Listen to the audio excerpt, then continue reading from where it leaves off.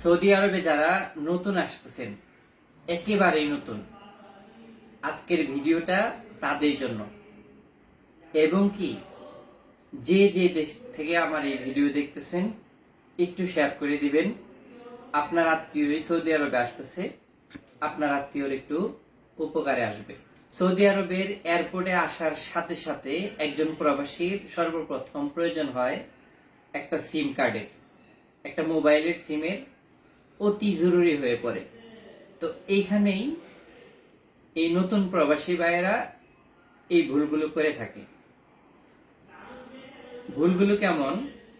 আপনি যখন এয়ারপোর্টে আসতেছেন, তো আসার সাথে সাথে আপনাকে যেই কোম্পানিতে পাঠাইছে সেই কোম্পানিতে যোগাযোগ করার জন্য আপনি সর্বপ্রথম ইমিগ্রেশন শেষ করেই আপনি সিমের শোরুমে চলে যাচ্ছেন, ওইখান থেকে সিম কেনার জন্য।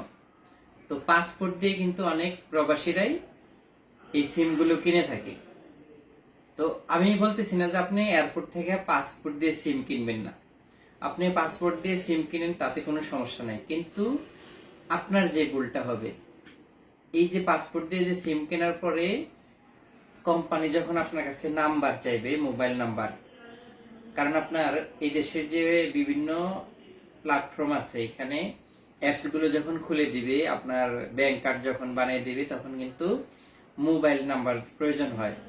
তো আপনি তো জানেন না যে আপনার এই পাসপোর্টের সিম বন্ধ হয়ে যাবে।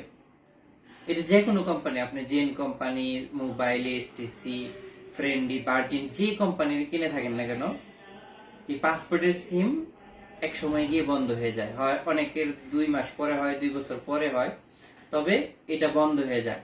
তো বন্ধ হওয়ার পরে কিন্তু একটা ভোগান্তিতে পড়তে হয়।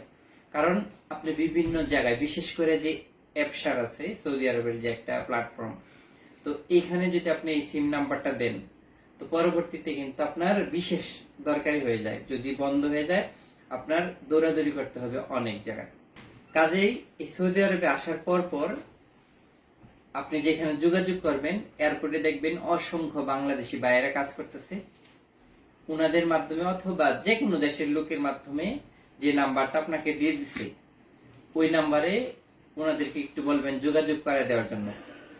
পরবর্তীতে আপনি আসার পরে যখন আপনাকে ইকামা দিবে, অথবা আপসিরে যখন আপনার ইকামা চলে আসবে, তখন ওই ইকামা দিয়ে আপনি সিম কিনবেন। যে কোনো কোম্পানির সিম আপনি কিনে নেবেন। আর তখন এখানে মাত্র 30 রিয়ালের কমও লাগতে পারে সিমগুলা। বিভিন্ন কোম্পানির বিভিন্ন দাম, অনেক কোম্পানি একেবারে প্রথমে ফ্রি দিয়ে দেয়। তো কাজেই যারা নতুন আসতেছেন, এয়ারপোর্ট থেকে সিম কিনতে লাগে 75 রিয়াল, আপনি যদি বাহির থেকে সিম কিনেন লাগবে 30 রিয়াল। তো অতি জরুরি না হলে আপনি পরবর্তীতে সিমটা কিনবেন। এটাই হলো আমার আপনাদের জন্য মেসেজ। তো আশা করি আপনার এই ভিডিওটা উপকারে আসবে। যদি আপনার উপকারে আসে থাকি, তো ভিডিওটা শেয়ার করবেন। আল্লাহ হাফেজ।